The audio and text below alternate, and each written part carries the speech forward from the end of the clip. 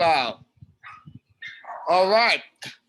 So welcome everyone, and thank you for spending another Sunday with us to talk about public housing and to strategize on ways that we can improve and make public housing better.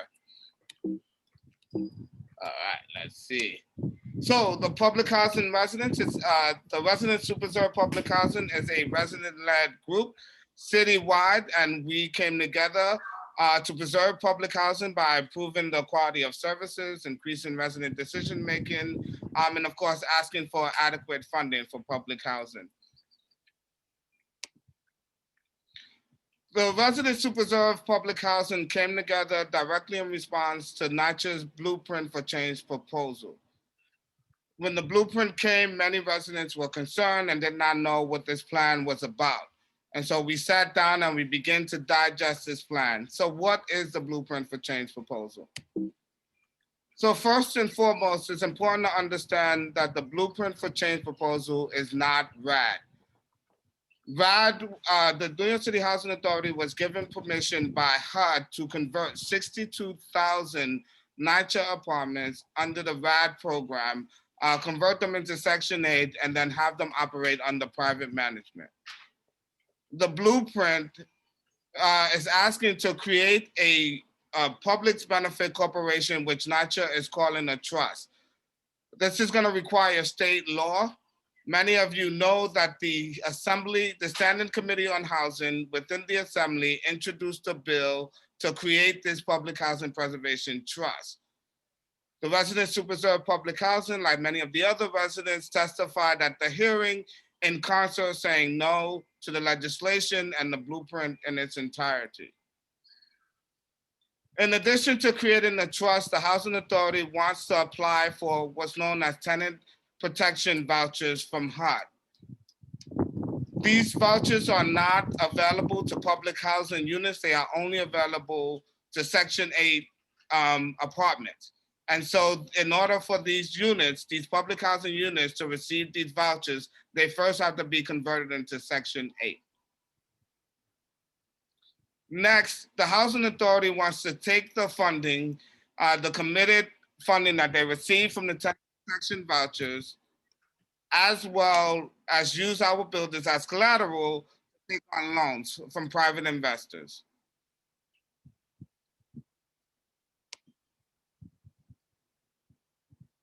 Now, when we talk about loans, you can see this image here as a direct slide from the Housing Authority's blueprint proposal. The Housing Authority is projecting that they will be able to borrow $6 from every dollar they have secured through the tenant protection vouchers. However, the Housing Authority is not clear on exactly how much money they're going to be borrowing, when they're going to be borrowing this money, how they're going to pay this money back, when they're going to pay this money back, and more importantly, what happens if they're not able to pay this money back. So what does Gregory Ross need to do in order to implement the Blueprint for Change proposal? As I mentioned, he needs state legislation to create the Preservation Trust. If the Preservation Trust is approved by the state legislature, Gregory Ross would then need to go to HUD. This plan must be included in their 5-year annual plan. If it's not included in their 5-year annual plan, it must be introduced as a significant amendment. This plan largely is dependent on tenant protection vouchers. Those vouchers must be granted by HUD. They are also asking HUD to waive the inspection. So typically, when a landlord or developer is asking for a tenant protection voucher, HUD must first conduct an inspection to see if that apartment qualifies. Because of the amount of vouchers the Housing Authority is asking for, and because they want to be able to pool the money together, they're asking HUD to waive the inspection process. And again, they want to be able to pool this money for 2 reasons. One, they want to be able to leverage and do massive construction all at once, as they say. And then 2, they want to be able to leverage this money again to go to private investors and borrow money. Now we're talking about 110,000 NYCHA apartments, and it's clear that HUD does not have enough vouchers. So they also will need congressional appropriations. Congress will need to give HUD or NYCHA additional vouchers in order to bring revenue that's needed for the 110,000 units. And then finally, they'll need to secure private investment. Now, let me be clear. The residents who preserve public housing say no to the blueprint, and we are actively organizing to stop it from being implemented. We say no to the blueprint. Sorry, I'm also managing the door, so forgive me. We say no to the blueprint because one, this plan was created without resident input from the very conception of the idea. According to the 964 rules and regulations, residents should have been a part of the creation of this plan. This plan was also introduced during the COVID-19 pandemic, a deadly virus that has been killing public housing residents at higher rates. While tenant association presidents have been focusing on relief work by getting PPE, delivering food and the like, the Housing Authority has been on a tour trying to push this plan, as opposed to focusing on relief work and finding ways to support the tenant associations. If this plan is approved, along with the RAD, there will be no more public housing in New York City. Every public housing apartment in New York City would be converted into Section 8. And finally, this plan brings on private debt. The Housing Authority is going to the private market to borrow money, to which we are not sure what it is to borrow money, what happens if those monies are not able to be paid back. As I mentioned, state law is required to create the preservation trust. And part of our strategy has been to target our elected officials. It was the Standing Committee on Housing within the Assembly that introduced the legislation. The chair of that committee is Stephen Simblewitz. The names that you see in front of you are all of the Assembly members who sit on the Housing Committee. The names that are in green represent the Assembly members who stand with the residents, who affirm that they do not support the passage or the implementation of the blueprint or any plan that does not involve resident input or that privatizes public housing. If you see your Assembly member and they should be green, please let us know. If you do not know where your Assembly member stands, please reach out and ask them. We welcome our elected officials to come and join us and talk before the residents, regardless of where they stand on the plan. They can come and state their case for why they support or reject the plan. But it's important that we understand and know where all of these elected officials stand, and that we put pressure so that they stand with the residents. So again, if their name should be green, let us know. If you do not know, please reach out and find out so that we can have an accurate accounting of our elected officials. I have another slide here. Let's see. All right.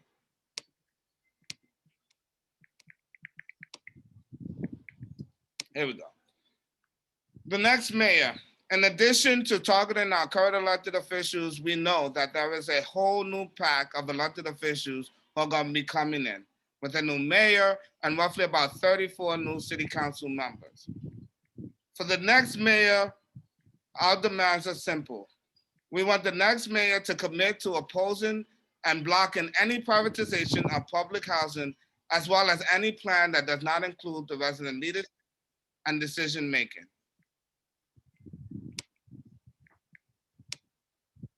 Finally, we have been engaging in action.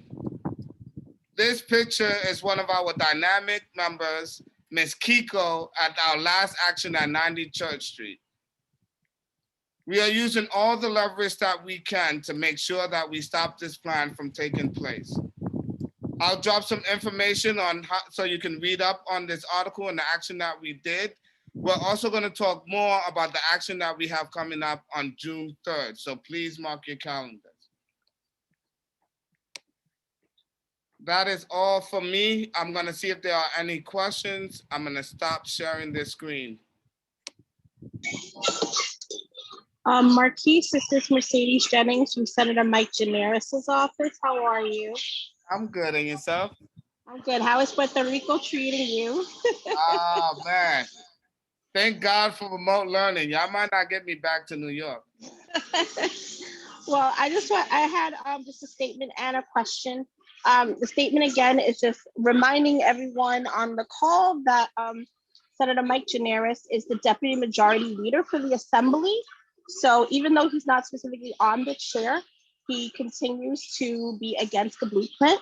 And if it ever gets to that point where it's on the floor, he already openly presented that he is against the blueprint and he would vote against it. So just wanted to state that, just so everyone's aware of that. And also just my question is, has a time been decided as to when the June action will be on June 3rd? I was on mute. That is a good question. We don't have a specific time, but I am more than likely sure that it will be before 12 noon. Thank you, Marquise. You're welcome. So the other piece, and you guys are going to help me hold space here. We wanted to hear from some of our public housing residents who are running for office. Daniel, I see you on here, Mr. Barber. Do we have any of the candidates on as of now? Hello, everybody. I see Miss Monique Johnson is here. Hi, Miss Monique Johnson. How are you doing today? Hi, how are you? How's everyone? Hi, Monique. Hi. Hi, Monique. So we are excited to have so many public housing residents run for office during this election cycle. Please let us know who you are and tell us all about your campaign. My name is Monique Johnson. I'm the president of Brough Resident Council. I became the president in 1992.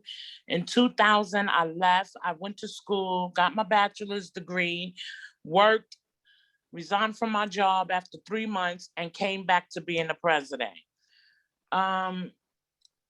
Today, I decided to be the help and step it up a notch. Usually, you know, when I get pushback from housing or anyone else, I will go to my council person for help. Today, I choose to be that help. So once my councilman announced that he was no longer running for re-election, that was my opportunity to step up and be a greater help, not only to my development, but to my community. I have 30 years of uninterrupted service, and I just want to position myself to be a greater help to my community.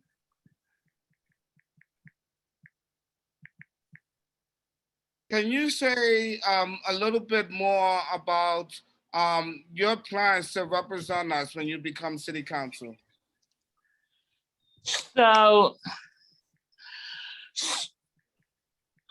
So with me living in public housing and in Brough for the last 48 years, I see what it was and I see what it has become.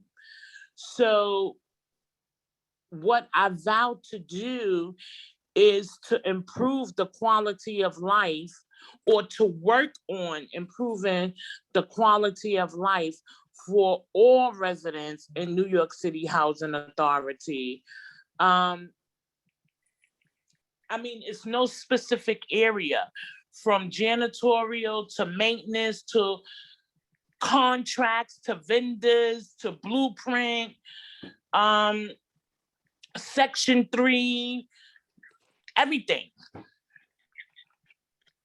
Thank you for mentioning the blueprint.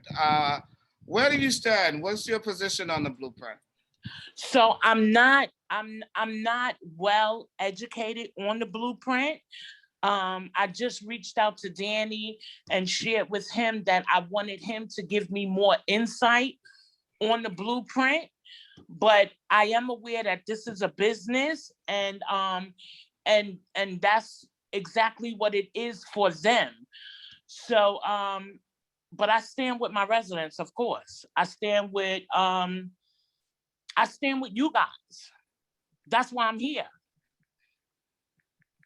Thank you. And again, it is just truly amazing to have so many public housing residents stepping up and taking this fight to the next level. We're here with you, as you are with us. I want to. It's not easy. I just want to say it's not easy. I'm going against the machine. You know, in today's society, it's about popularity and who you're connected to. But I'm continuing to stand. I'm not a victim. I'm not. That's not where I'm coming from. It was just a reality check. That's right. That's right. It's not easy, and you are here doing the work. So I got your fellow neighbors here with you. There's about 39 of them here with you. I'm gonna open it up so you can engage in the conversation with them. Anyone here has a conversation for Miss Monique? May I say something? Yes, please. I just want to acknowledge and take the time to thank Miss Monique Johnson just to taking a stand. Like, you know, it takes a lot for someone who comes from public housing to really hone in and really understand the issues that are going on within the public NYCHA. So I just want to say thank you for just coming out and just being here with us. I think that takes a lot. Thank you.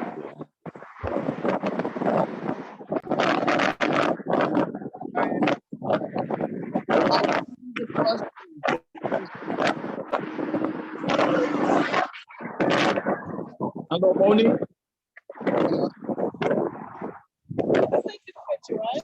Can you hear? Yes. We can hear you. It's a lot of static. I'm sorry. Say who you are. I was trying to address Monique, but it was a lot of static. Okay, I'm muting folks, so go ahead.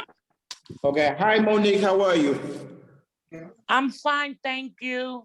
How And are I'm you? so proud to hear that you're running for city council in your district. I think that is remarkable.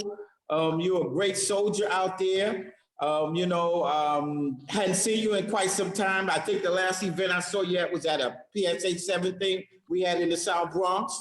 And the manager from Parkside has been trying to get in touch with you. And, you know, she was asking me, and I was saying, I don't know how to get in touch with you because I used to have a number of yours and I wasn't able to reach you. But I think she said she finally was able to reach out to you and so forth. But in all, I wanted to say I'm just so proud of you, Lily Lozano, Carmen Quinones, Miss Stevens, all of your folk who are running because you're sending a message to the city of New York that we are not no longer going to sit back and listen to other people dictate to us, that we're going to go out there and show you what real leadership is, and we are going to be public housing residents that do it.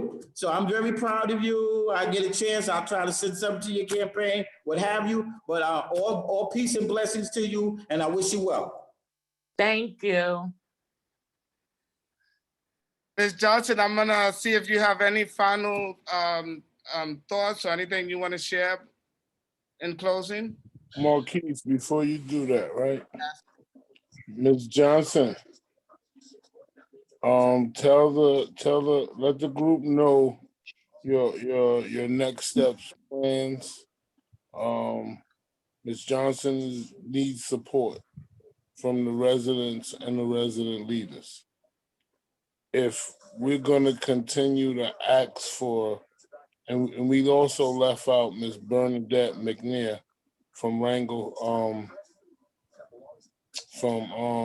Wrangle houses. So we say we want to change, and these remarkable individuals have stepped up to be the change that we've been begging for a long period of time. So what I say to that is, I support Ms. Johnson. Ms. Johnson did an event yesterday, and she called me, and I went out to support, as I will any other resident that decides to come out and to stand up for to be the change that we're looking for. So I commend her, and I'm just asking her just to share some of her next steps within the next couple of weeks if people want to support her.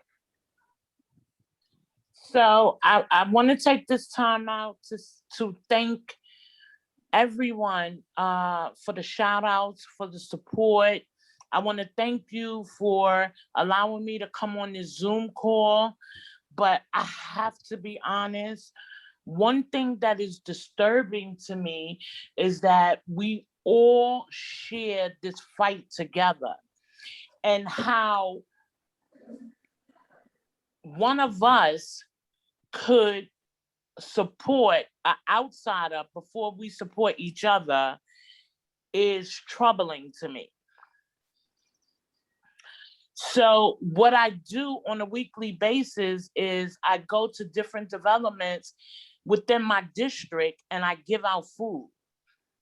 And one of the presidents told me that I could no longer give food out in that development because he's supporting my opponent. That's a little disturbing to me, but I'm gonna allow God to deal with that. However, I'm still giving out food.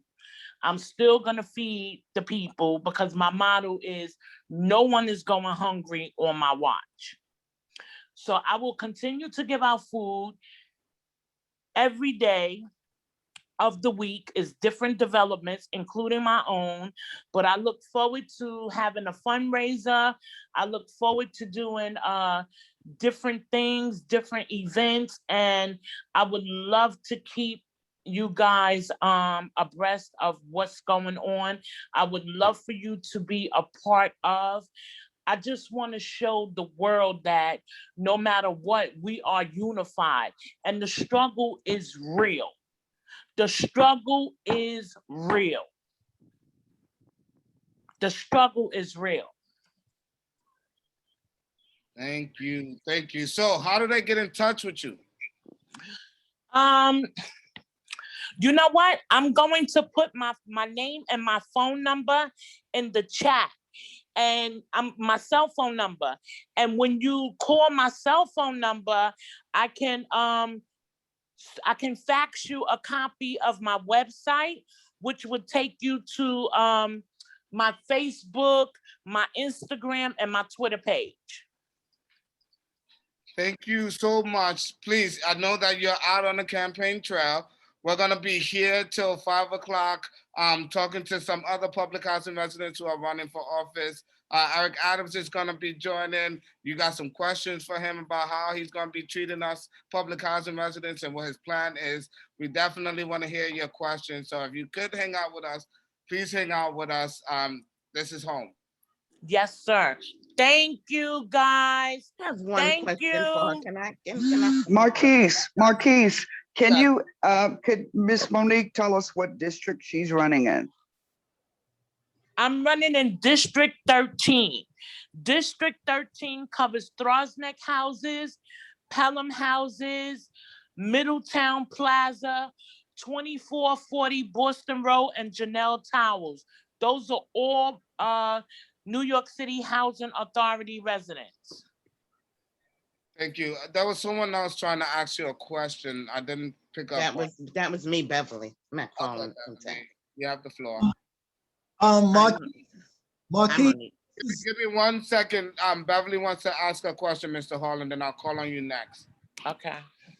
Hi, Monique. I have to play devil advocate because everyone is after us.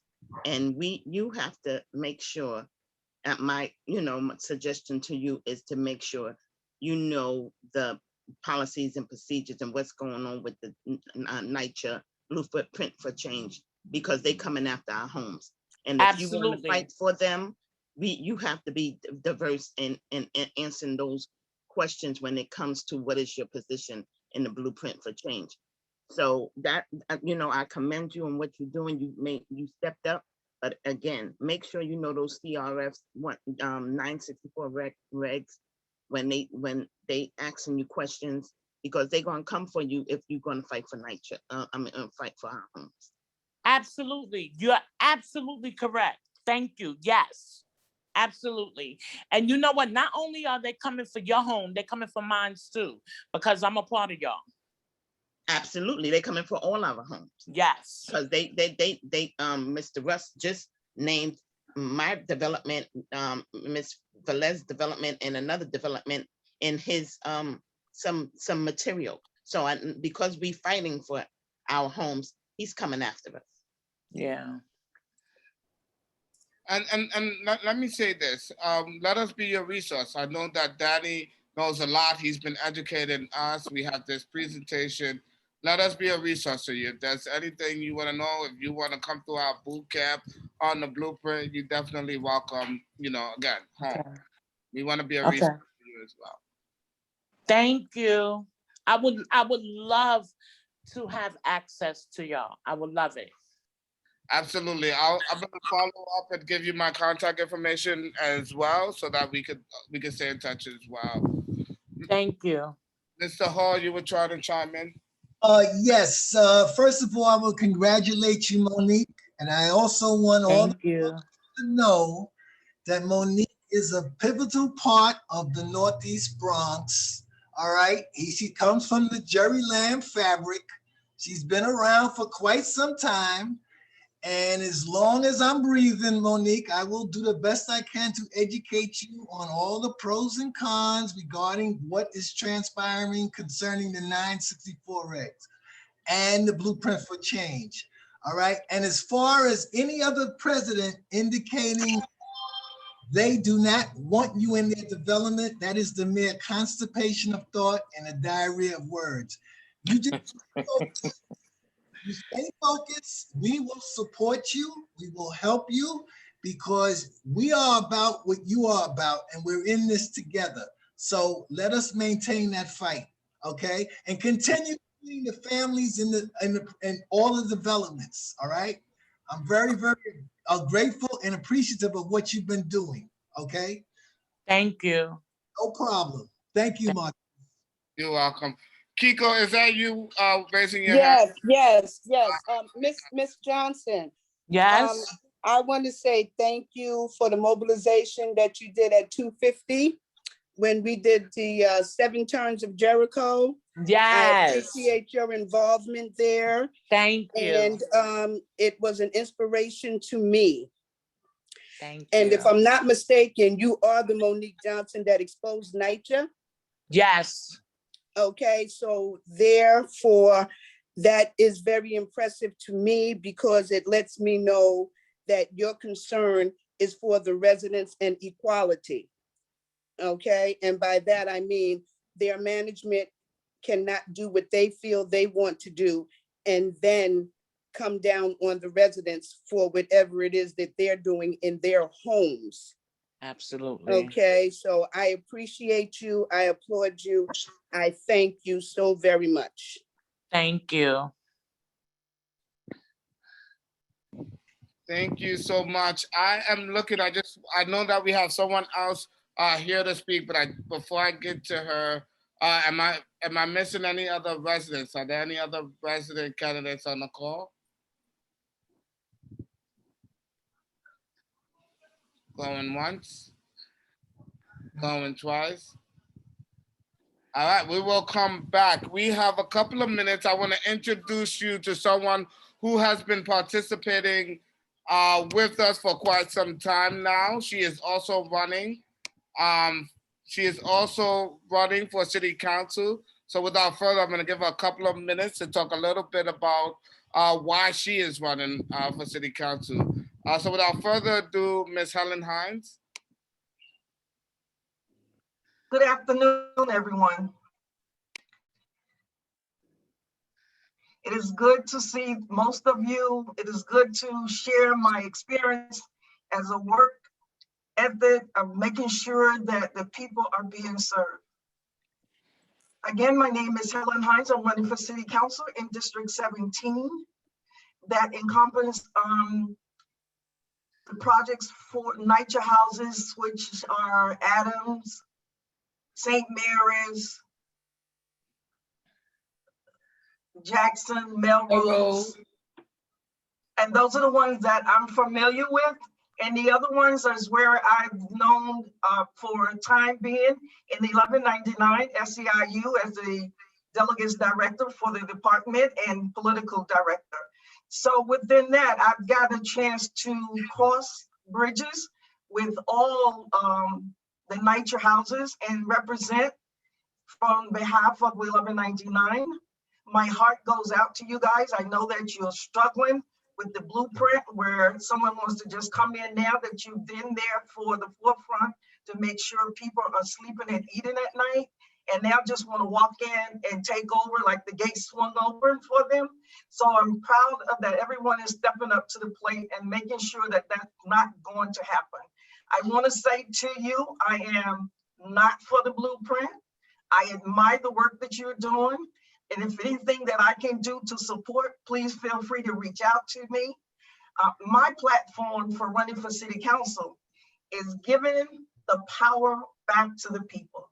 I am not into management and the big corporation and developers trying to now come in and take over where we've struggled for so long. Giving the power back to the people for me, saying that it is now time that people attend meetings, go to meetings and make decisions as a group, a block, to make sure that no one step in and do what they want to do, but yet we can make sure that our children are being taken care of at the same time. I've worked for 1199 for 28 years.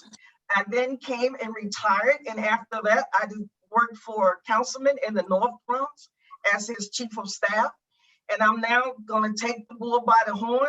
And for what I have learned over the years with 1199 and being the chief of staff for a councilman, I think I'm the best candidate for District 17. I'm truly a people person, and I believe in people.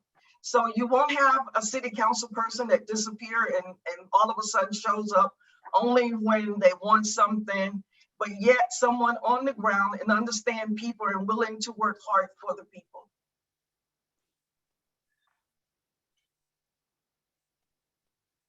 Thank you. Can you tell us a little bit about how you plan to strengthen resident engagement and resident decision-making authority? In terms of, I came from, before I went to 1199, I was an organizer. And after getting in, when I first got to 1199, I'm an organizer. So I believe that power, knowledge works. They go hand in hand. So power to the people and power is knowledge. If you don't have the knowledge, you can't have the power.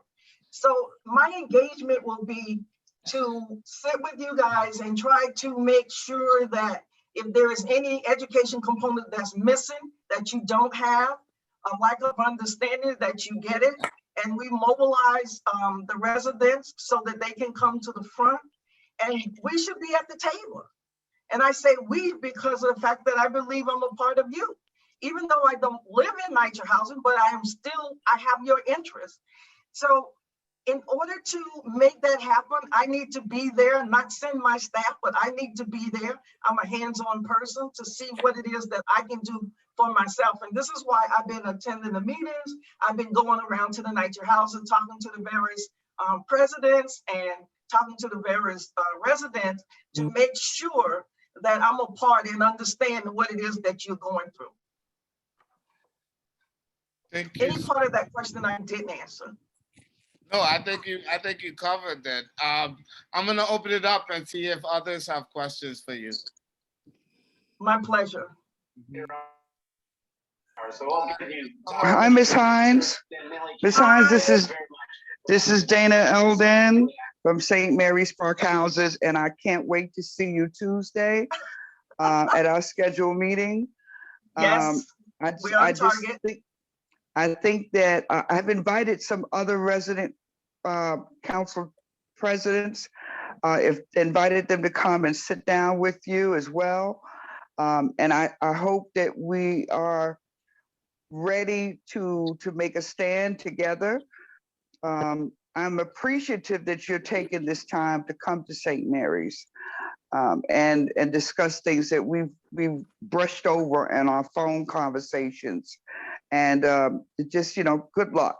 No matter what, good luck in this. I think that you are a true soul that cares about the people of NYCHA. And I'm looking forward to being there. I'm excited. I do thank you. Hello, Ms. Hines, Ronald Topping, how are you? I'm fine. How are you? I've been calling you. I'm sorry about that. It's good to see you and so forth, and it's good to see that you still have your focus on your vision and so forth. And so we're very, very pleased to see that you have reenacted yourself to become run for city council once again. And so I'm very pleased to hear that. However, whatever I'm able to help you do, I will do. And there was a time when I had a conversation with the other council person who wanted to tell me, why do I have you or other people coming to my resident association before the COVID to have people speak? And I said, I'm opening up the doors to everyone who's going to represent our district. So it's not fair that I let you come and don't let someone else come. So I did face that challenge, and I nipped that in the bud, so they no longer play with me with that. So I'm entitled to invite whom I want to come by to see. So you're always welcome. So thank you so much and good luck. God bless you. Thank you. And I hope to see you soon. Yes, thank you. Miss Cassandra, I see your hand up. Yes. How you doing? My name is Cassandra Bowling. I'm the RA president for Mayoral Houses. How you doing, Ms. Hines? I am fine. I heard so much about you. I'm excited to meet you. And it's all true. Good, bad, different, and ugly. I'm trying to tell you now, it's all good. It's all wonderful, good. Wonderful, wonderful. Yeah, I hope to see you there Tuesday. And one thing you said that I really liked, you're going to be a council person that's hands-on and not send your staff all over the place. And you want to see what's happening. I love that. I want to see the person that my residents put in office. I am a hands-on person. This morning since 8 o'clock, and I was actually late signing on because we were out blistering buildings, putting flyers in building. It wasn't in any of the NYCHA houses that I didn't have permission to go in, guys. The respect is there for me. Well, you always got. So I was out early this morning, making sure I met folks at the churches, introducing myself. So I went online to bedside service this morning so that I can go out and do what I have to do, and so that I can get my face out there and people know that I'm running. And I really, truly, from the bottom of my heart, I mean well. Yes, well, you're welcome to Merrill's anytime, okay? Thank you. Thank you. God bless you. Thank you. I think I see Miss Lucy Mercado. Did I see and that? Also, Robert Hall's trying to weigh in also, Marquise. Okay. Marquise, you said that well. Hey, all right, go ahead. And then I'll come to you. Mercado, yes. Hello, Ms. Hines. Thank you for running. Thank you for caring for NYCHA residents. I'm attendant at the Marble Hill Houses. Hello, ladies and gentlemen, how's everyone doing? Sorry for my delay. Who is that? Oh, hey, Mr. Adams, can you just let us wrap up? We have one guest speaker. We're gonna close out, and then I'm gonna do a proper introduction. Okay, thank you. Want me to sign off, or you just want me to go? No, please stay. Please don't go anywhere. We're gonna go right to you. I just wanna. Hi, Eric. How are you doing? I'm lovely. Good to hear your voice. Oh, geez. So charming. So, Ms. Hines, I just have one question. Which district you're running for? 17. Okay. And which houses are located in 17? Well, it's quite a few, but the major ones are St. Mary's, Adams, Melrose, and Jackson. Those are the ones that I know of off the top of my head. And those are the ones that I've been communicating with, because it's very difficult to get in touch with the presidents. And so that's why you find folks on your property, because we don't know who the presidents are and how to contact them. So if I Okay. miss you, it's only because I don't know. And like I say, knowledge is power. So if you reach out to me, and I'm not afraid to share my number, we can stay in touch and I can do whatever I can for you. If there's any information that I don't have, I would truly get back to you. I don't make false promises. So I like for folks to know right up top who I am. Okay, that's District 17. Did I hear correct? 17, yes. Okay, do you mind sharing your information on the chat so that I can copy it? Absolutely. Respectful, I would love for the host to give it, so this way I'm not disrespecting anyone's position. So if Marquis, if you can share, I'm more than happy. Yes, let's connect after, and after, I will share that. Thank you so much for always being here. And as always, stay. This is home. I'm You gonna. forgot Mr. Thank you, Hall. Marquise, could I get a quick, again, St. Mary's is hosting a get to know you with Helen Hines on Tuesday, May 4th at 1 p.m. in our office, our resident council office at 1 p.m. And the address is 645 Westchester Avenue, and we're on the lobby floor. I already met one. You forgot Mr. Hall. Mr. Barber, Mr. Hall, and then were you saying Mr. Hall? Yeah, Ms. Hines, Robert Hall from Gun Houses. How are you? Okay, I just want to be well in your endeavor, and everywhere you go, I got people I know. So well with your endeavor for city council. Marquis, is very difficult to hear him. They were with you, and I know you're with Yeah, somebody's got a hot People need to mute themselves. Yep, I'm muting people now as well. Okay, Ms. Hines, I just want to wish you well on your endeavor, okay? Like I said, everywhere you go, I got people I know. So the presidents in the South Bronx, they'll greet you well, all right? So I wish you well, all right? I hope I did you well when I was in the North Bronx. Well, you always told me where to find Miss Grisham. No, that was what we had to do. So be it. But I wish you well in your endeavor. Okay. Thank you. Thank you. Okay. Mr. Hall, I do apologize, and I thank all of you for helping keep this space, because I can't do it by myself. I have one, I think. May I? Or is it time? Let me just see, Danny, were you just flagging me to catch Mr. Hall, or did you have a statement? I was telling you, Mr. Hall, but I also wanted to say that Ms. Hines was at my development the other day. And the respect that she has for the residents, the gentlemen were outside. And everyone knows in public housing, you can't just walk up to a group of gentlemen and everyone sitting outside, they're partying, they're enjoying themselves, marijuana's legal to smoke, and everybody was rolling up and lighting up.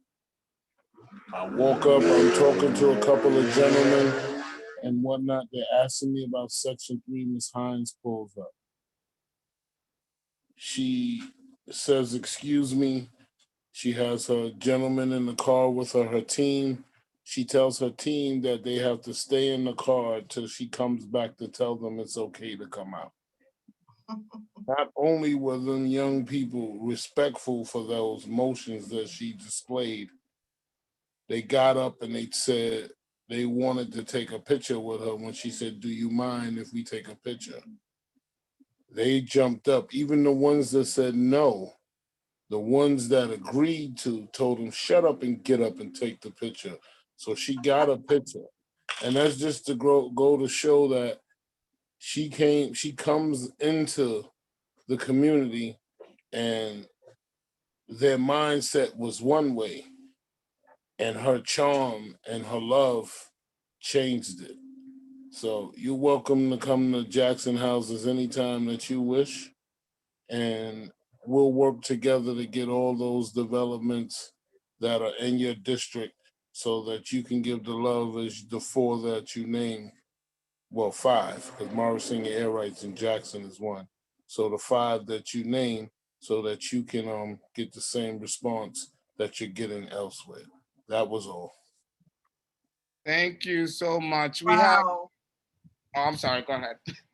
God bless you guys. You know, you guys fill me with joy and you just make my job so easy because it's one thing I can tell you about me. I'm not afraid of people. I believe in touching people so that they can feel. You know, unless you touch a person, they don't know where you're coming from. And probably that's the only touch that they got through the whole entire week. So we have to learn how to love one another. We have to learn how to share. We have to say that if someone down the hall doesn't have ice, give them ice. If they don't have food, share your food. Let's learn how to love one another. Let's go back to that village of hope. But my job is to come and give us hope. And I do appreciate all the good words, and I can't thank you guys enough. I just want to say you just almost want to bring me into tears, but I'm not going to go there. I just love you, and we will continue the work, and I will be there for you. Thank you so much. I have And you got the right guy on the line, Eric Adams. Please do everything you could for him. Thank you. I have Emmanuel, and then after Emmanuel, Mr. Toppins, I'm going to turn it over to you to lead us into our interview with Mr. Eric Adams. Okay. Yeah, thank you. Hi, my name is Emmanuel. I grew up in the Highbridge Gardens section. I didn't want to stray off the topic, but I just kind of wanted to bring, I guess, to your attention. Just before COVID, I know District 17 oversaw the issues that were going on back in the days where they were saying that they were going to close Rikers Island. I have a curiosity to if you had a plan for the jail that they were trying to establish within that NYPD parking lot. If you have like some type of plan for that. If not, we can talk about it like later on. We most certainly can talk about it later on. I would like for Monique, if you can share my number, please, to the gentleman so that I can have a conversation with him. Absolutely, yes. Emmanuel. But does everyone recall that before COVID had happened, where they were closing down Rikers Island, they said they wanted to break down these facilities into our local Bronx areas. And I think one of the sites where that was selected was in 143. I can't remember the avenue, but I know it's in District 17. Police tow pound on 141st Street off of the Bruckner Expressway. Yes, there you go. But I want to kind of continue the conversation on that because I think we kind of forgot, but it still exists in our backyard, and we just want to make sure that our residents, especially because our residents is mostly affected by these things. Our neighborhoods are mostly affected. But the reason why I brought it up to this conversation is because now that we're having new laws in place, we want to be very sensitive to what is going on and make sure that we come up with a reasonable plan of action in order to better assist our community members. And it's nice to know that we have new people coming on board and we can think more vigilantly that will help our community members. So that's just something I wanted to mention. I thank you for that. And I do want you to understand, please don't ever feel that you've taken someone off course. You have a voice and I expect that you will use that voice. Please don't hold back. So as far as I am concerned, you are not off course. And I do believe that we should have that discussion soon. So Marky will share my information with you and you can feel free to call me anytime. And if I'm busy, I will definitely call you back and I'll let you know that. All right, But I appreciate until then, stay blessed and stay safe. Thank you. Thank you so much. I'm going to move us on because I know we have a tight schedule. But thank you so much. And we're gonna get some more questions in, I promise. I just want to make sure that I don't keep you too long. And not be just calling me. I'm not even gonna lie to y'all. So Ronald, I'm kicking the mic over to you. You are emceeing us now. All right, peace and grace. Good afternoon, everyone. Good afternoon, Mr. Eric Adams, who is running for our city mayor, as other candidates are running. So we just, this is the organization reserved for public house, to reserve public housing. We're led by resident leaders and allies as well. So it's good to see that you have joined us this Sunday out of your schedule, and we just want to go over the basic rules and how it's supposed to go. We first of all want you to give us an introduction about yourself, and that would take you approximately 2 minutes. Tell us a little bit about yourself, and perhaps why you want to run for mayor as well. And then we will then ask you a series of questions, which you will have 2 minutes to respond. Please, within those respond in those 2 minutes, and then we will ask you a series of questions. After that, it will be followed by the audience who is here present. They will be asking you also questions that some will be in the chat. If you're not able to get to them, we will have them in chat. We'll probably forward them to you so that you can answer them at a later date. Are there any questions about that? No, not at all. Good to see you all. Well, thank you for coming. Thank you for joining, taking out your time.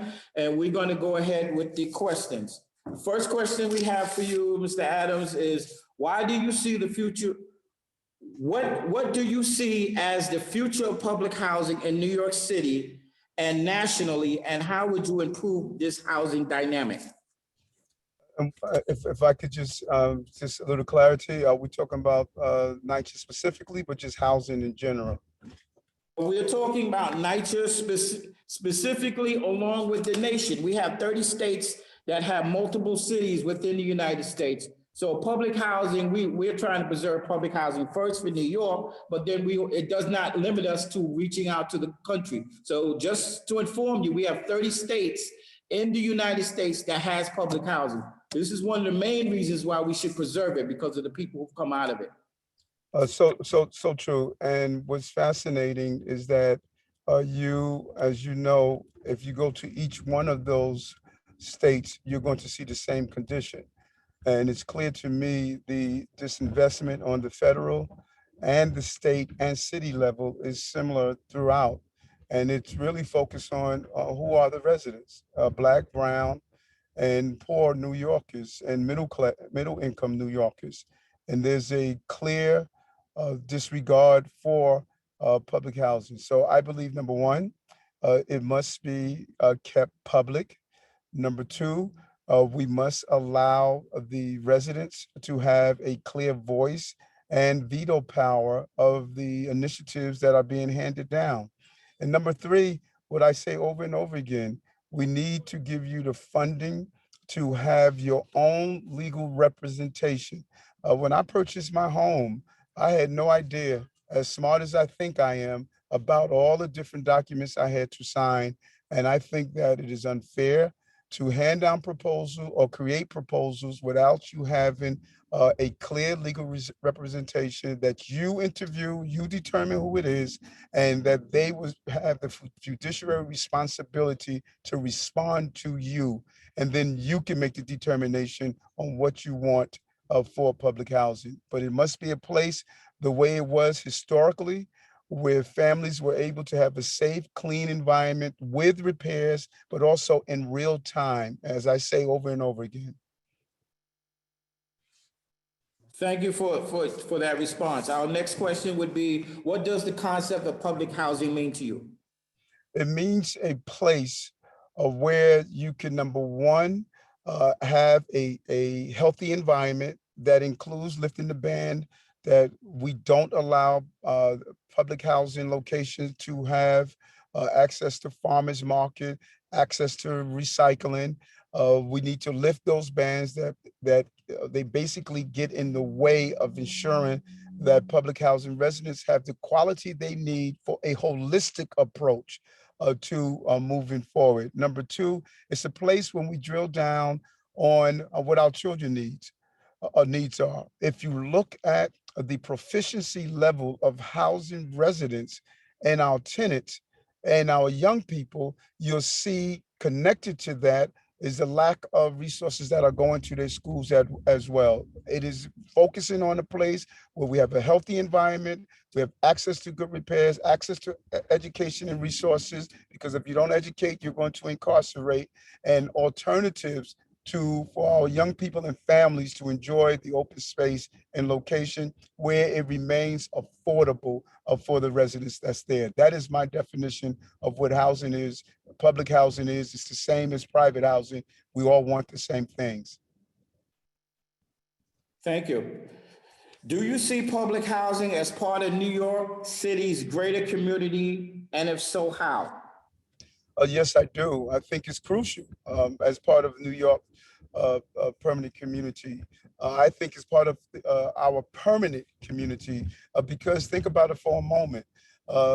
During the most difficult times, the residents of public housing, they remain through several crises from 9/11, a terrorist attack, to natural disasters. When you look at one out of every 10 is along our shoreline. They lived through hurricanes, and they lived through the peaks of even man-made disasters like violence. I remember living blocks from 40 projects when the crack epidemic was there and the drug violence that came from it. I know what's happening here in the borough of Brooklyn as family members are attempted to make their environment a safe place to raise their children and families. And so it is New York. When you say New York, you can't say it without saying public housing, and it must be a permanent location for the people who are in public housing and desire to remain there. Okay, the next question would be, this is a nice phrase for one. Do you think that there should be a significant funding allocated to the residents' education, participation, and increased self-sufficiency, social initiatives, or is it just about the physical repairs and renovation? Brother, I'm so glad you said that. If you repair buildings without repairing the trust, then you failed. It is about creating a transparent system using technology to see what is happening on your particular site and location, your housing location. And dollars must go into building out job training for our young people, building out the abilities for our senior centers on public housing. They should all be accessible to our seniors, building out financial literacy, talk about a first-time home buying for those who want to transition to purchase their homes. We should have health facilities on the grounds. We should build out the technology so we can use telemedicine so our seniors won't have to commute to and from. So it should be about not only investing in the building, and I'm so glad you asked that question because people only talk about the buildings. The betrayal to public housing is not only the brick and mortar, it is also the bodies. The people who live there are not receiving the adequate resources on so many levels to continue to have the standard of living that they deserve. And so, yes, it should be funding going to the needs of the people who are there. Thank you for your response. Okay, next question would be, what will you do to facilitate compliance to the HUD mandate 964 regulations regarding resident participation? You know, it's unbelievable that NYCHA is like some type of loan shark where they feel they have to take their cut off the top. That makes no sense. Every dollar should go to the tenants. NYCHA should not be receiving 40%, and I'm not even sure where the other 20% is going to. Every dollar should go to the residents that are there in the various locations. And so I'm a strong believer. We're going to advocate for that. We're going to use the leverage of our city funding to demand, if they want the city funding, coming through NYCHA, we're going to demand that those HUD dollars are going to the residents to utilize them as they see fit, not for NYCHA to get their 40%. What is your position regarding the NYCHA's blueprint for change? I am clear, and I think this is so important because people seem to misinterpret what I've said over on this issue. There should be no plan for NYCHA without the residents' input. I am where the residents are lining up. I don't support Blueprint. I don't support RAD. Even my recommendations that I'm making, they must come with the residents saying, educate us on it, give me the pros and cons, and then we'll tell you. Residents should have veto power over what is going to happen to NYCHA. I'm going to come with my ideas, like my greenhouse and Marlboro houses, where I'm building a $14 million greenhouse there. I went to the residents and say, do you want this greenhouse or not? I believe you need to show people respect where they live and get their input. So I'm not in support of any program, no matter what the name is, if it's Next Gen, if it's Blueprint, if it's RAD, no matter what it is, unless the residents are saying 2 thumbs up, we are on board with this. Well, thank you, Mr. Adams. I'm through with my questioning. I'm going to now turn it back over to Marquise for the group to have a chance to ask you questions. Marquise, you're up. Okay, brother, can I just have to, my staff had me, told me I was going to start at 3:45. I have a hard stop in about 5 minutes because I have a live interview I have to do, but I'm always welcome to come back anytime you want me to do so. Sure. Thank you. You were right ahead of me because I was just about to ask you to give me a time check. So what I'm going to do is I'm going to open up for just 3 minutes of questions from our participants, and then leave you the last 2 minutes to do a closing. Okay, so right now I'm seeing that Miss Ethel Velez has her hand up, and she'll ask the first question. Good afternoon, Mr. Borough President. Good afternoon. So everything you said was really nice and wonderful. One of my concerns and one of the problems that NYCHA have is using the word transparency and not being transparent. One of the biggest problems we have is contractors and the quality of work. How would you monitor what goes on in public housing, especially when it comes to the work that's done, the contractors and the materials? I love that. When I went into the police department, I went in as a police officer special assignment. I did not want to be a cop. I was assaulted by police officers, but civil rights leaders asked me to go in and start 100 Blacks in law enforcement who care. While I was there, I was able to use my computer programming skills to create the first system that addressed crime in real time. And I learned from that is what NYCHA is missing. We're going to have a NYCHA Stats. It's an app that is going to show you in real time every aspect of NYCHA. What time a ticket went in, how long did it take, how long is it open. We're going to have QR codes on every building so we can just see what repairs need to be carried out in that building. Right now, NYCHA operates in a black hole. My mother said, if you don't inspect what you expect, it's all suspect. And we don't know what dollars are coming in, what dollars are coming out. We're going to have a real-time system that you can look on as a tenant and see like all the dollars that are coming in and out, what contractors have defaulted, what contractors are taking too long. So it's going to be a holistic approach using technology. That hurts. Thank you. I got Kiko and I saw Kiko, Monique, and Beverly. We're gonna try to get you in, Beverly, please, so we can get Beverly in, make your question short and to the point, and we're gonna close it there. So Yes, good afternoon. Can you hear me? Yes. Okay, my question is, what is your position on not forgetting about public housing residents if you win the election? In the past, many have made so many promises, and then when they do get the position, due to the votes from the public housing residents, we are then forgotten because other things become more of a priority. Thank you, sister. If you want to know what type of mayor I'm going to be, I think it's good to look at the type of man I have been. I have been consistent. 40 years on fighting on behalf of people in this city. 40 years.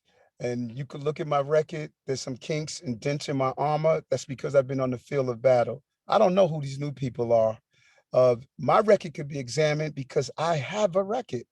And when NYCHA residents needed everything from cameras to advocacy, standing up for lead paint abatement, dealing with roofings. I mean, my record of consistency in this battle is something that you can look at and say, I know where Eric is going to be because I know where Eric has been. You should ask everyone, where were they when we were fighting this NYCHA fight? I don't know where they were, but I know where I was. I was right there with you fighting it. Thank you. We have Monique and then Beverly. I'm sorry, Lewis, last name Lewis. We have to cut it off at Beverly, but I got you. I promise you, I will got you on the next one. Mr. Adams. Yes, ma'am. We met before I became a candidate. Yes. I know you will be a true advocate for the Bronx and for the residents of public housing. As mayor, will you pledge to support our efforts to save our homes and improve life for all NYCHA residents? Yes, I always tell the story of going to visit my good friend at 40 Projects, and he used this little method of opening his door to the closet in his bedroom. And when I went to see him a few weeks ago, they had a rally for me in 40 Projects for support. And when I went to his apartment, he used that same method. That door was still broken all those years. We're talking 35 years ago. And that can't continue. You were betrayed by this city. That betrayal is going to end day one. And that is my commitment. And I want my legacy to be, we finally turned around public housing. So you will make history as New York City's second African-American mayor. I will make. I'm sorry, because I see you squeezing in the second one, and if I don't get this question in, Ms. Bell, I'm sorry, but he has to go, and I want to make sure I get. Okay, that's fine. That's fine. Ms. Beverly, you're on mute if you're trying. There you go. Yes, good afternoon, Ms. Adams. I'm resident, council president for TAP Project Development, and I would like to invite you because there's a host of things I would like to say to you. So I don't have the time, but I want to know, as mayor, will you be giving Gregory West the boot for $400,000 in salary that can be utilized for our repairs in NYCHA, and also his violation of our resident leadership, because we are governed by the 964 regs. And if you look at CRF 125, I believe it's 25, that they are supposed to have a seat at the resident council presidents are supposed to have a seat at the table upon conception, and he have continuously violate those regs. So anyone that's violating federal regulations should be prosecuted. So I don't understand why, what's the problem, and why no one is, standing on how we as residents get to sue this guy for violating our federal regulations. Let me take this, sister. I'm going to throw my number in the chat, and I would like to follow up with you to find out exactly how do we go about doing that suit, and put you in front of some of my pro bono attorneys and see if there's a space for us to do that. I think there's several areas that we should be looking into the legality of how NYCHA has been operating.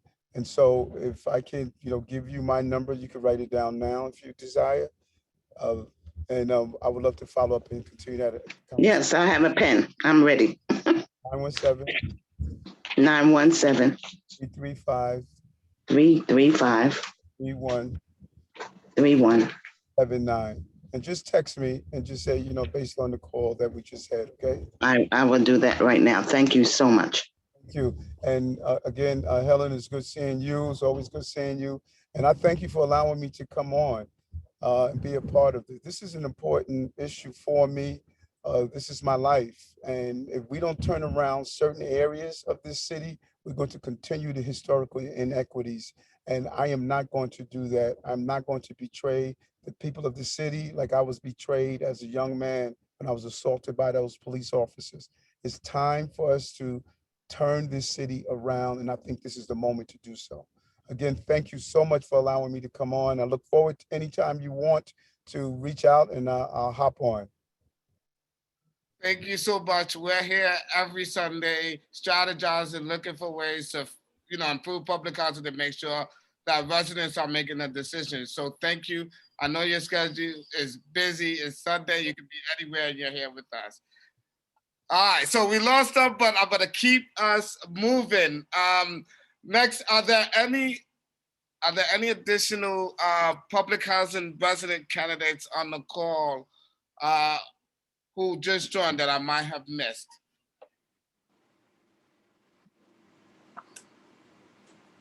Going once, going twice. All right. Okay. So just so you guys know, we're gonna continue to meet with residents, public housing residents who are running for office. Sharice, you have your hand up. Did I say your name correctly? Yes, I did. You sure did. Thank you so much. Yeah. Hello, everybody. This is very good. I was invited today by Ms. Beverly. So thank you for that. And she let me know what was going on with Gregory Russ and Blueprint for Change and how people were door knocking, trying to get people to sign on to support this legislation. I made phone calls. I also am a political director at TWU Local 100. I called and reached out to elected officials in the Senate and the Assembly and let them know that residents of public housing NYCHA were not for the Blueprint for Change. And they're going to push back on this legislation because Mr. Russ is trying to get this in before the close of session in June. So I wanted everybody on this call to let you know that I am out here advocating to make sure that everyone's voices are heard and that people in high positions can't continue to take advantage of us in our communities and in our homes. Thank you, Sharice, for attending. Thank you, Beverly. And everybody else, let's keep fighting a good fight. Thank you. I got Princess and then Mr. Bowman. Hello, hi, good evening, everyone. I just put something in the chat. So there's going to be a Zoom call on Tuesday, May 4th about fighting the Red Pack privatization that is going before us. So y'all can register for that Zoom meeting. And also on Tuesday, the 4th, Alika Samuels will be having a press conference with Chuck Schumer in Brooklyn. And I'm trying to find a way to get that in the chat. I'm not too computer savvy, but I'm gonna see how I can get it in there just in case if anybody wanna go out there for that particular press conference. And if y'all do, I'm just gonna put the number who y'all can contact at City Council if y'all wanna RSVP for that. I'm just gonna do it that way. That's it. Thank you, Mr. Bowman. I'll make sure that I email all of you that link as well. So please, if I don't have your email, put your email in the chat. Along with your name, please connect your name with your email. Mr. Bowman? Good afternoon, everybody. One quick note on the blueprint and the legislation that's going before the New York State Legislature. The Citywide Council of Presidents drafted and submitted a letter that I'm also going to send to you, Marquise, to share with the rest of the membership, requesting that the Dean of the New York State Delegation, Chuck Schumer, and the congressional delegation and the State Assembly leadership meet with the residents regarding the blueprint for change and the trust legislation. The letter very clearly states that we are not supporting the blueprint and that we are not supporting the legislation. And it also very clearly outlines the reasons why and the importance of the congressional delegation and the legislative leadership to meet with our group. That letter went out this week. It went to Chuck Schumer's office. It my assemblywoman in my district is circulating it by email to the entire state Senate and state assembly.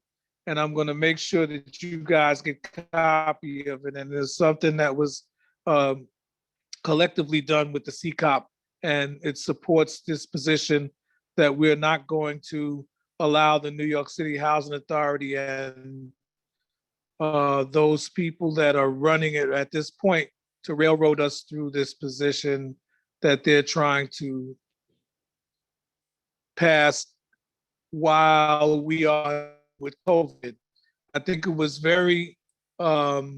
it's very significant that we pay attention to the fact that they spent more time dealing with this blueprint and the legislation than they did taking care of the needs of the residents of public housing. And that should tell you where their interests really lie. So that's what I wanted to add. And then I'll make sure, Marquise, that I send it to you via email so that you can share it with the rest of the group. And Alika Samuels, who's having the press conference on Tuesday, is also the chair of the Public Housing Committee. She's our resident of public housing that we elected to the city council, and that information will be shared with you as well. Thank you. Ms. Beverly, is your hand back up? Yes, I just wanted to know what is the proper address to Alika's press conference on Tuesday?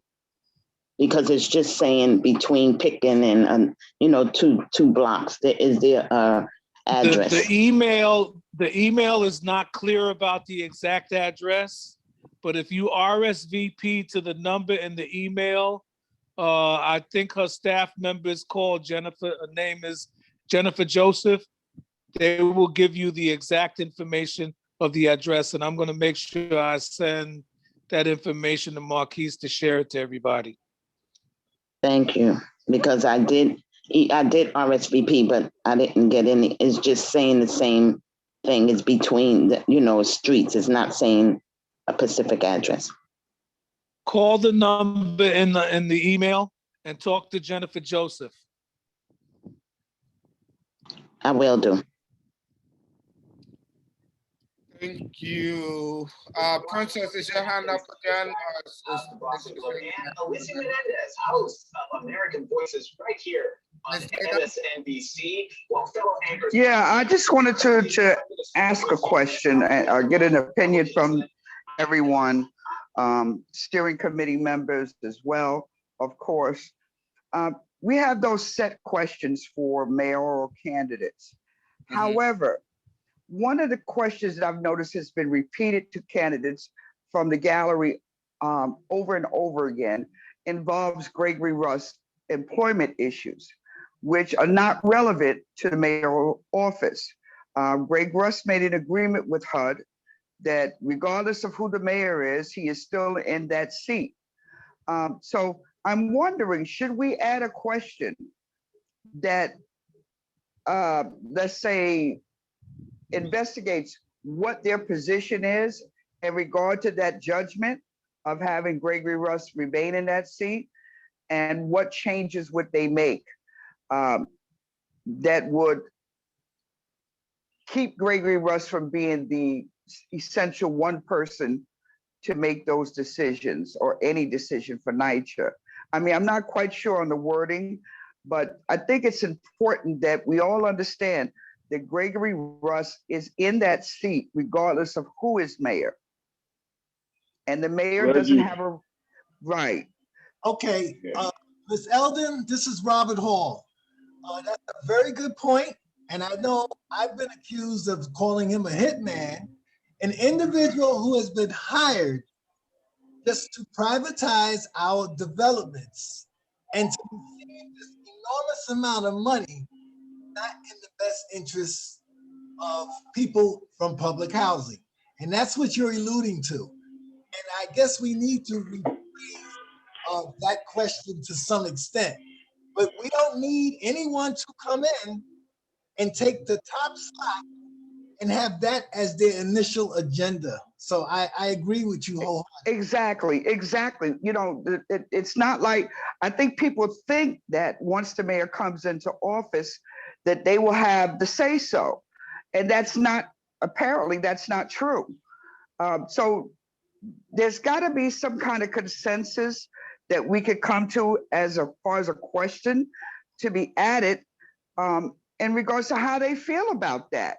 I mean, what would be their perception about him being in this position and not to be movable by a mayor, especially if they agree that he's already doing what he shouldn't be doing, or they don't agree with the blueprint.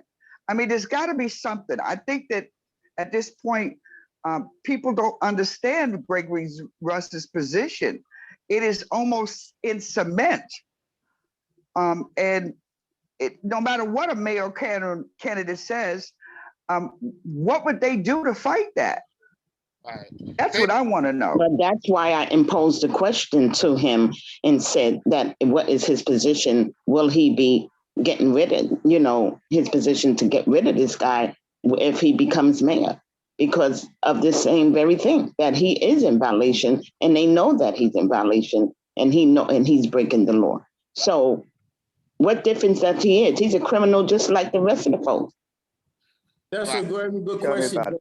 I think that's something that we should definitely add for the remaining candidates that we have not talked to. That's something we could either vote on. You could rewrite the question, maybe throw it through the steering committee, however, but that is a question that should be asked, and I agree with you. I think that's a very good question because we do need to know what their position is on that, because there are several things that have to happen to have him removed. The Southern District has to be a part of that conversation. Thank you. Exactly. Thank you, Ronald. I appreciate that. I see Danny's hand up. Before Danny starts speaking, though, we are not gonna.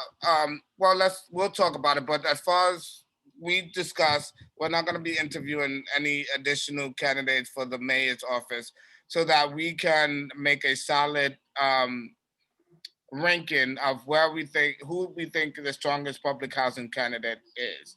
And so that's part of the surprise and part of the activity of what we're going to do today. Before I say more, let me kick the ball to Mr. Barber.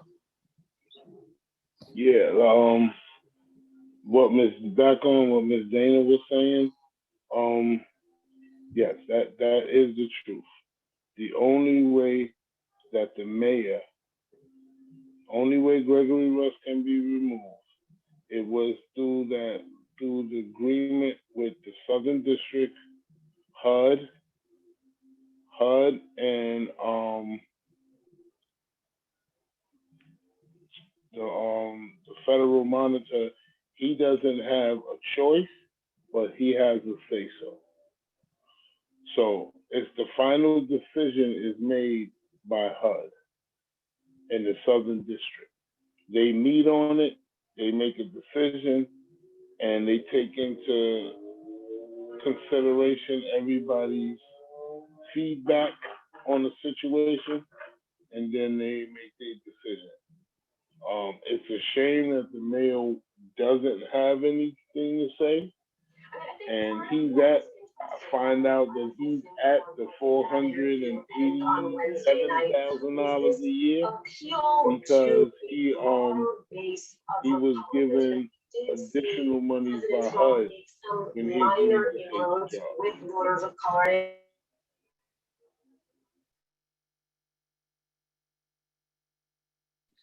Thank you. So we spent a lot of time talking about what do we do with this information that we're getting from candidates, and how do we leverage this opportunity, right, to make sure that we have stronger representation and people who are champion public housing issues who are running for office, and being able to hold them accountable. So as a steering committee, we decided that we were going to develop a ranking. As many of you know, this year when we go to the voting booths, we'll be using ranked choice voting. So in that same practice and in that same manner, we wanted to rank the candidates, at least the candidates who have come before us and who have answered our questions, so that we can see who we think is the strongest candidate who is going to champion our public housing issues. And so basically we want to see where you guys are. So I created a poll for you all. It's an anonymous poll. You don't have to say who you are, but we wanted to get the temperature to see where you are with regards to these candidates. Next Tuesday, the steering committee is going to be meeting, and we're going to be putting together a ranking from 1 to 5 on which candidate we think is the strongest from 1 to 5. We're going to put that ranking together, and then next Sunday, we're going to come to you and ask you to vote yes or no to that ranking. The hope is that we are beginning to build a voting block of public housing residents. Now, you all know, just from your leadership, that public housing residents vote.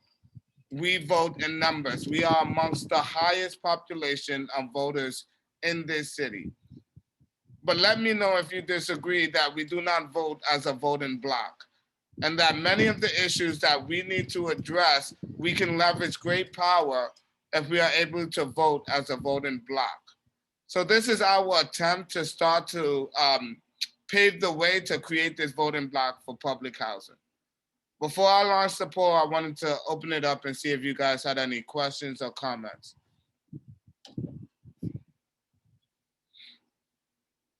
Going once. You can come off mute. I'm back again. What I would like to say is that we talk about, going to HUD and going to different organizations and the leadership, like they have similar interests, and their interest is to protect each other. It's not to protect us. And what I want to say here today is that we have to realize that we have the power. Just like you said, NYCHA is a strong voting block. We have to organize and come together and tell them what we want. Like, they're there to represent us. It's not the other way around. We have to start really, really taking a stand and saying, no, you might have been hired to do this job, but it's not working for us. And we do need to find ways to get people out of positions that don't belong there. And we have the power to do that. Thank you. Thank you. I couldn't have said it better myself. I got Lucy Mercado and then Miss Ethel.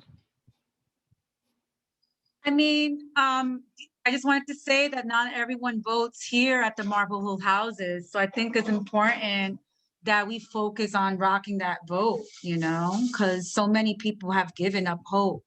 So many people have seen, just candidates promising and then just, betraying us and afterwards.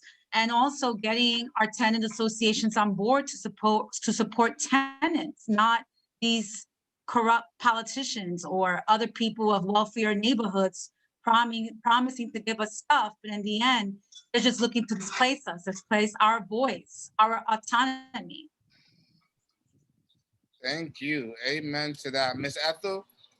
Yes, hi. I think I'm on the same boat. I think our work really begins when we have to take whatever report card we put up or however we do the scoring, we have to get out into the community, and then we have to go and talk to everybody and talk to them why it's important that we vote this way. And people are going to say, oh, I don't like this one, I don't like that one. But we have to stress that voting in a block is more powerful for us than anything. So I think the work for us residents begin. We really have to then get out into the street, make phone calls, give out as many flyers as possible, because we have to stress how important this is. So to have gone through all of this, and then we don't get out there and start beating the people on the doors, you know, to let them know that we have to do this move to protect our homes, then all of it has been in vain. Thank you. And again, I'm gonna launch this poll. It's anonymous, so please vote. Your name will not show up. We wanna make sure that the ranking that we put together is reflective of where you guys are. So we're taking a temperature to see where you are. We're gonna take this information back on Tuesday. The steering committee will put together a slate 1 through 5. Next Sunday, we'll come back to you all and show you that slate and give you an opportunity to vote yes or no.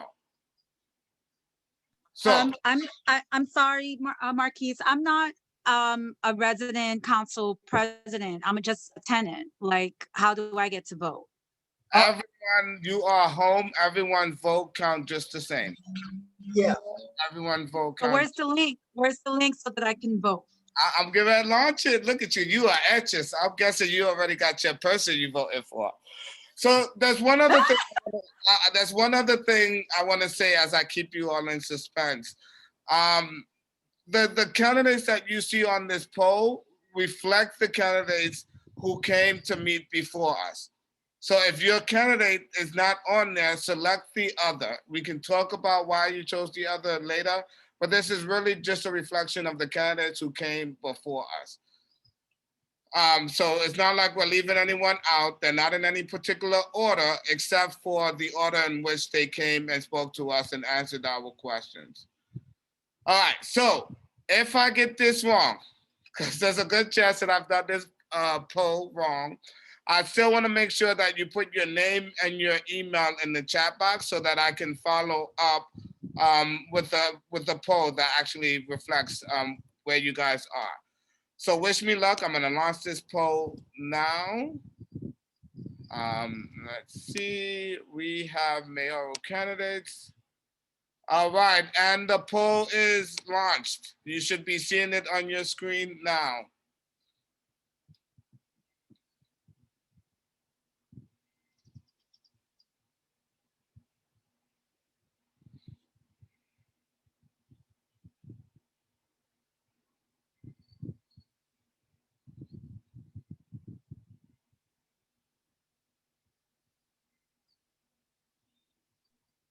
Now, Marquise, it just asked who was your first choice?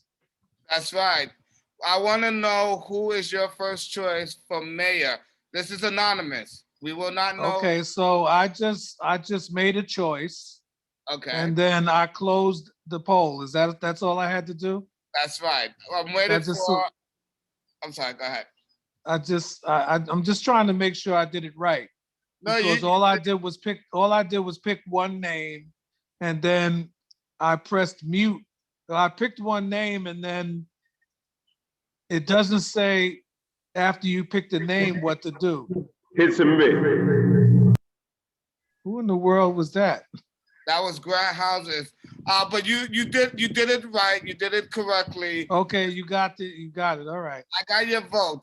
Right now we have 39 people participating. Marquise, I'm trying to figure out how to vote on this polling because I thought it was a first choice, second choice, third choice. So what am I doing here? No, I just want to know your first choice. That's all. Okay. I don't even see a place to mark the ballot. You should see a green. Just press it. Yeah, that should be a poll right in front of you. It says poll right at the top of it. Who was the person who spoke last week? Last week, that was Isaac Wright Jr. I don't see the screen. Put it back up, Marquise, please. I Yeah. can't bring it back up because I haven't stopped it. Make sure that you click on your Zoom link. If you are on your phone or your computer, click on the Zoom link so that you're not in another screen. Right now, I have 23 people out of 39 people who voted. My goal is to get us to 30. I need at least 6 more people. Mr. Jenkins. Yes, I sir. can't get this screen, man. Mr. Jenkins, what is the possibilities of you creating a ranked choice voting poll so that people can get into the habit of it and see what it's about and understand it so that they can move it forward to show and let the residents know and let others know? You know what he's doing now? You always giving me a lot of homework, huh? But I work for y'all. I will try and attempt to do it. I have to think about the mechanics in my head and see if I can put it together before we go. Go to them young kids, man. Get you some teenagers. I thought you wanted it done on this call. If we don't need to do Yeah, it, and well, listen, you got Emmanuel. You and Emmanuel pick up the phone and work that out real quick. And if we could do it before the end of the call, if not, then let's see if we can get it done for next week, next All right. Sunday. So just to give them an idea, because a lot of people really are not aware of the process. so that's the. I'm glad you brought that up. We did do a ranked choice voting here at RPPH about a month, maybe a month and a half ago. We can talk about bringing those folks back to do another training. Yeah, I could do that. I could reach out to people who specialize in that. So if you need that, I can definitely make that happen. Perfect. All right. I'm still trying to get 4 more votes. We have 26 people who voted out of 39. We just got another vote in. I'm going to show the results as soon as I get 30.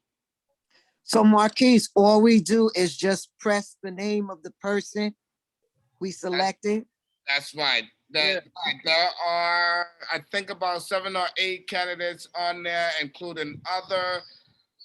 You just click on the one you think should be our first choice when we're putting together our ranking. Then press submit. I see Ronald saying, okay. Did you figure out how to do the vote, Ronald? No, Ronald. All right. I'm up to 28. 2 more people. I know I got 2 more people who can vote. You have to hit the submit button after you touch the name. I can see a screen. I could probably do that. Ronald, we're going to get back to you, but There's a red, it's up on top, Ronald, over your picture. It should be saying something about voting, and then you hit that, and then you'll see the screen. It says poll in progress and it's green. Okay, and it's green. You see it, poll in progress and it's okay, green. Now how do I pick the people? I see the names now. Click on the name. There should be a bubble next to the name. No, there's no, that's what I'm saying. There's no But bubble. just press on it. Touch the name, touch the Just name. press the name. Oh, okay. Oh, and then I see submit. I see it now. Okay. Thank you. Hey, all right, I need one more. Let's see. You need computer lessons, bro. We don't want to hear it. Hey, Danny, listen. I'm a little slow, but I'm not so bad, okay? All of y'all. That's all right. I got it. I just voted. I got your vote. I need one more vote. But Ronald's been blowing up the chat box. I'm just saying, he stepped up his Zoom since we first started. Let him vote again. All right, so we vote. I got all 30. I got all 30 of my votes. Does anybody want me to wait for them before I release the results? Are you curious about the results? We can all go home now. Boy. Come on. I'll keep y'all in suspense. All right, here we go. I'm ending the poll and I am sharing the results. Results are being shared right now. Can you see the results? Yes. All right, folks. So we are definitely going to take this information into account. As I mentioned earlier, we're going to take but the steering committee is going to meet this coming Tuesday. We're going to agree on the top 5 candidates, and then we are going to bring that ranking to you all next Sunday for you all to vote yes or no. If you all agree with this slate, we are hoping, right, to that we are going to be moving as a voting block. So we want you to commit to voting in that order. And we want you to commit to pushing to, I don't know what's the word I'm looking for, but I'll use pushing for lack of a better word. We want you to push your other residents to vote in this manner as well. Of course, we can't force anyone to do anything, but it's important for us to establish. Strongly suggest. Suggest, there you go. Strongly suggest your residents vote in our slate so that we can strengthen this voter block. So that is all. Are there any questions about moving forward with candidates?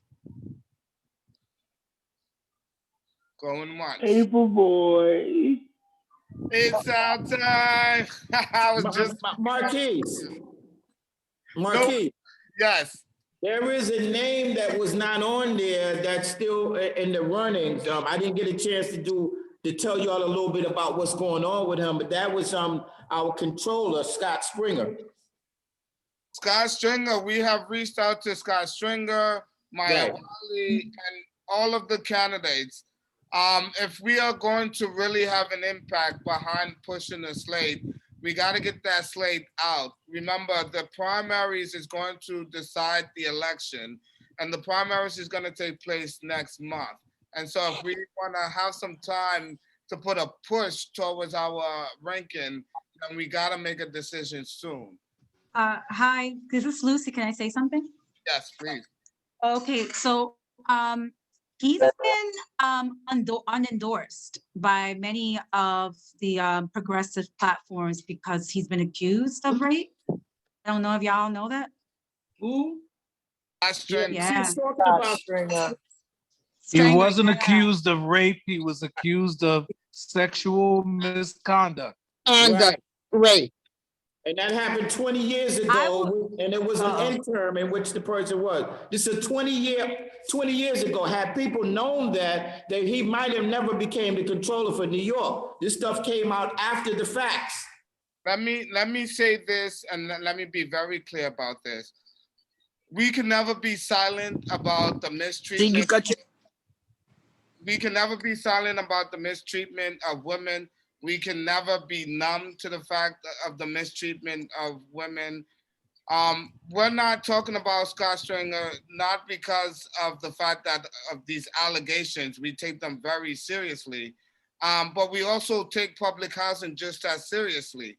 And if these candidates want our vote, then at the very least, they can come and tell us what their visions are. So Scott Stringer was left off the list, not for nothing other than the reality that he didn't come before us to let us know what his plans are for public housing. And that's the scary part. You're right, Marquise. He would not. We tried, and he won't come. So that makes me think that everything that's going on, he supported. Right. You know, let me just add to that about him. There has been 4 forums that I've been participated in. He has, and pertaining to public housing, he has not attended neither one of them. The very first one they had in East Harlem by the president of the Washington houses, he said he a rumor and said that there was going to be a super soaker, that all the candidates coming there was going to catch the coronavirus. Now, this is what he said. This is why all the candidates stayed away from it, because of what he said. So he has not shown up for anything. So you're right, Ronald. You're right. Ms. Ethel, you have your hand up. I see Ethel and Lucy with your hands up. Is that?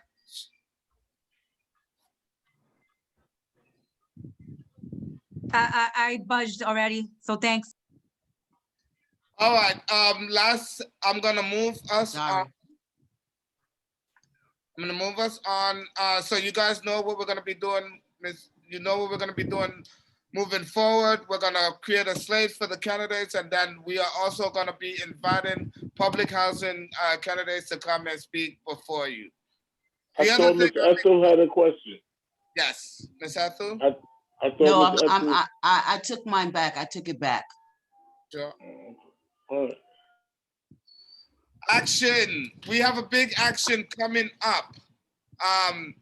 Big public housing day of rage. We are upset, we are pissed off, and we need to make sure that these elected officials and the greater New York understands that nothing's gonna happen to us without us. And so as we've been building momentum, as we've been growing here, today we peaked 45. We are constantly staying at that 45 mark. So this group is growing. The work that we're doing is being recognized all across the city. And so we have to build and leverage that growth by having actions and public displays so that we let the entire city know. And so the steering committee have been sitting and doing some planning, and we are looking to do a big action on June 3rd. Am I saying that right? The first week of June 3rd. So during that week, we are looking, let me just say this, we might have to go back, but we're looking to do an action at 26 Federal Plaza, or also known as Foley Square.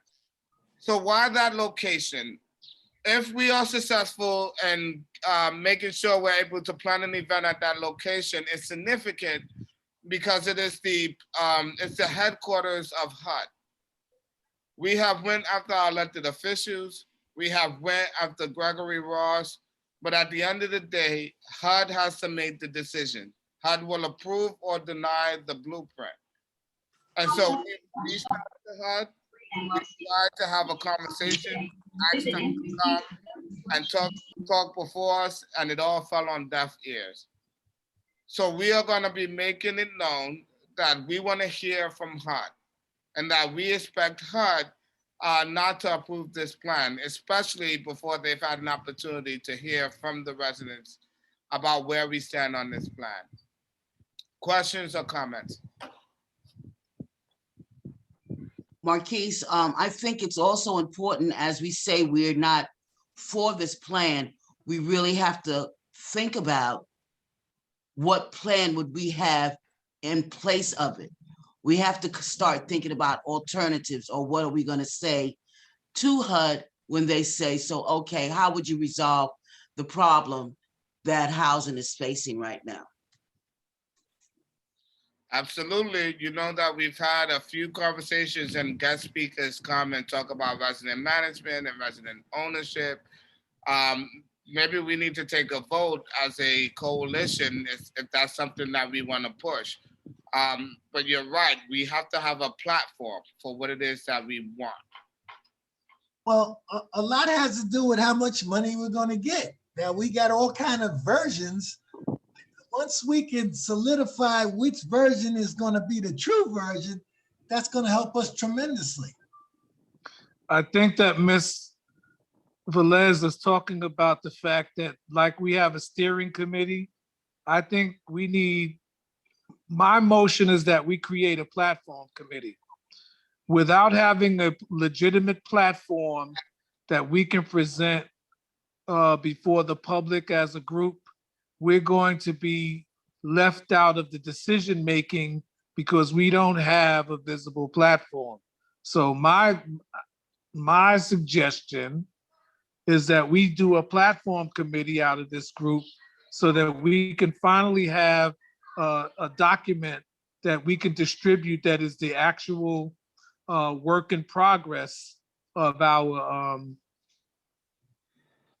group, and that shows what the actual residents of public housing want for our developments. Thank you, Vanu, Mr. Hall, and the rest of the steering committee know what I'm about to say. With great ideas come.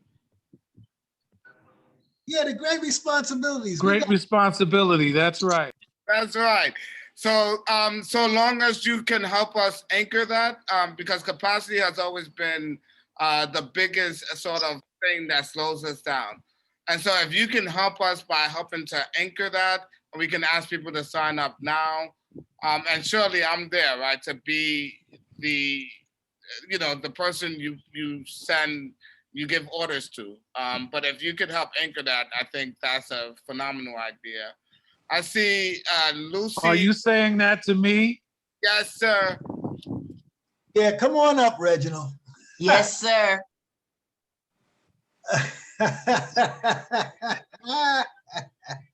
Great ideas, great responsibility. Listen, I understand. I'm you- not going to go into the background or the history or retro reflect on all of this. I'll give the matter some consideration. But before I yield the floor, Marquise, I sent you the email with the information on the press conference that's happening. And I also posted it in the comments, and the contact person for the press conference that's happening on Tuesday. I will give the matter of anchoring a committee some consideration, and I'll get back to you at the steering committee meeting. Okay. So that we have something to work with. If you are interested in helping us put together a platform, please put it in the chat box, and I will make sure that we record it and get back to you. Put your name and your email in the chat box and say committee that you want to be on, and we'll follow up with you. I got 3 hands up, and I know Miss Helen Hines, you were one of them. So you guys got to help me keep the order. But the names I have is Mercedes, Priscilla, Lucy, and Miss Helen Hines. Sorry about that. Again, thank you, Marquise. Just 2 things. One, the voting in June. I think a lot of young people don't realize that they should vote in June that live in NYCHA, especially because those are the people that are going to be running in, you know, October, November, that are going to be for the mayoral race. So I think it's important to also focus a lot of the outreach to educating the community so they know the importance of voting in June for who's going to actually be on the ticket. So that's just one suggestion. And then the other concerning the platform committee, I think that's an amazing idea. And, you know, Reginald, that was perfect. I think just also because you already have a list of those in the New York State Assembly that have shown their support, try to see if you could rally those as well to help with writing counter legislation, maybe to support the, you know, the other idea against the blueprint. Just thoughts. Thanks again. I love that. We actually didn't think about counter legislation. So thank you. We're definitely going to be discussing that at the steering committee. Next, Princess or Lucy? I'll go because I gotta run. Thank you so much for having me.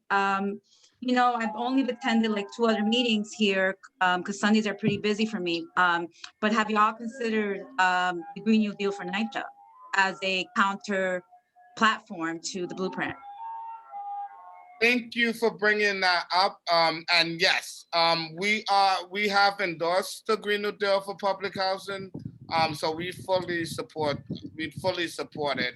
And that will certainly be something that we put into the platform. Yeah, that was a supplementary feature, if I remember correctly. We wanted to find out how much money we got, and then we were going to say we can utilize that along with the Green New Deal. That's what our discussions were previously. Okay, also, from the Medora candidates I see, the only person that's been pushing for Green New Deal is Diane Morales. And I saw that most of us did not vote for her. But yeah, how does Eric Adams, how does Eric Adams, does he support the Green New Deal for NYCHA? I'm sorry, the last statement you said about Eric Adams. Does Adams support the Green New Deal for NYCHA? Oh, I don't, I think he mentioned it and said, He yeah. mentioned it on his forum and he said that it was done. I can't remember the facility that he mentioned, but he said that he made sure he had approval from the residents there before it actually Right. happened. And that was was it Marble Hill? I don't remember. Can't remember, yeah. He said he was for it. Got it. Thank you for your thoughts. That's important to know, and that he actually cares as to what we want. That is not an agenda that's pushed on us without us voting. That's right. Amen. Princess, and then I'm gonna properly close us out as we are over time. I just wanted to remind everyone about that meeting Tuesday evening at 7 o'clock. The link is in the chat, so if y'all can grab it now. Y'all be able to register for that Rad Pack Zoom call. Thank you, Princess. I will also make sure I share that information with you all via email. So please, we got through a lot. We heard from some candidates, public housing. Oh, Miss Helen, I'm sorry. Go ahead. I'm sorry. I'm trying to get to that beach. I'm not mad at you. Well, I just wanted to call to our attention that I think it's going to be important that we get and see where Chuck Schumer is, because there is $80 billion that's coming into for housing. So where would that put you guys if you got some of that, or if that $80 billion all belongs to you? So I think it's important that we go to the rally for Chuck Schumer, and I think it's important that we push him in a corner and invite him to the meeting and put him out there and say, these are the folks that vote for you. So what are you doing for us? The other thing that we should do is we should get some of these elected officials and stick their feet in the fire and say, put them out front and say, listen, now speak your piece and say where you are with us. And that will be determined as to where we should go, or where you guys should go in terms of electing your final decisions, if people are really there, truly there for you. So I thank you for this opportunity, allowing me to make my suggestions if they should mean anything to you. Thank you. I'm gonna slow us down. We had quite a meeting today, very productive. Don't worry, we're not leaving. I'm just shutting us down officially so that we can say what we really want to say without the meeting being recorded. But we had a great meeting today. We spoke to some really powerful, dynamic candidates. We had another mayoral candidate coming on. We will not be doing any more interviews with mayoral candidates. We will continue to be a platform for public housing candidates who are running. If you know of any public housing candidate who is running, please let them know that we are creating space for them to come and that we support them and that this is home for them as well. We have a June 3rd action coming up. I need you all to mark your calendars.